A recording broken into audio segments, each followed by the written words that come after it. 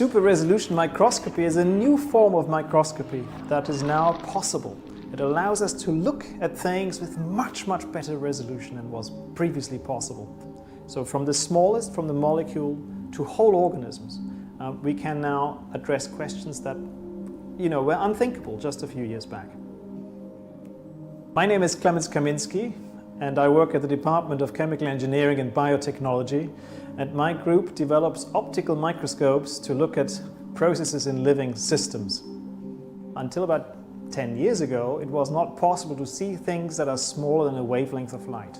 And recently, a whole new class of so-called optical super-resolution microscopy techniques have become available, for which the Nobel Prize in Chemistry was awarded.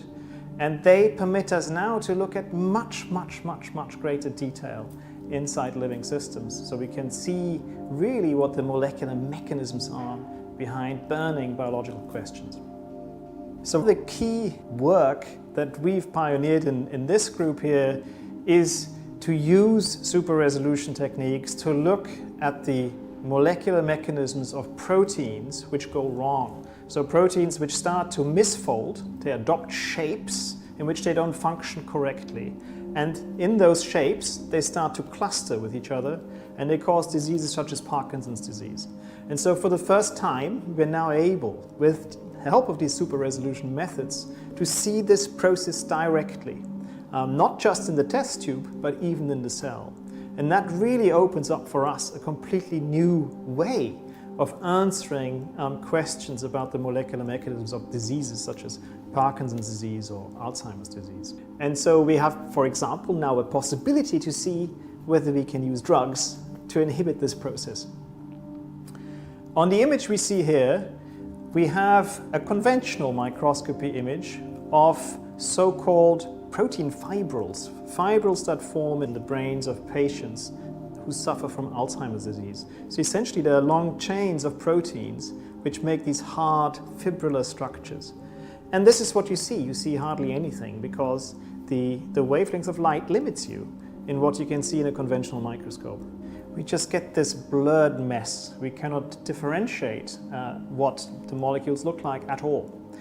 But with super resolution now, we are able to see exactly how this process of aggregation, how these molecules grow in size and how they cause toxic effects that cause cells, brain cells, to die. We can see this directly now for the first time. The most important thing in super resolution microscopy is that we image the molecules one by one. We switch most of the molecules off, that's the trick, so that we don't see them and only see a very small subpart. And by doing this trick, we can localize the molecules with much higher precision than is possible with conventional imaging techniques. These techniques generate huge amounts of data. The microscopes we have here can generate up to 600 megabytes of data per second. So you can easily fill a hard disk, an entire hard disk, in a few minutes. So we're dealing with big data here, and processing and storing it is an enormous problem. So the field is developing so rapidly that to be at the cutting edge, we cannot wait until commercial instruments are available. So what we do is we have to build our own instruments, and we have laboratories where physicists and engineers and biologists and medics all work side by side to make these developments possible. And one exciting development in Cambridge is the so-called Cambridge Advanced Imaging Center. And essentially it's getting technology developers together to make their instruments available for the wider research community in Cambridge, so that they can use state-of-the-art instruments for their research without having to worry about setting up such activities themselves.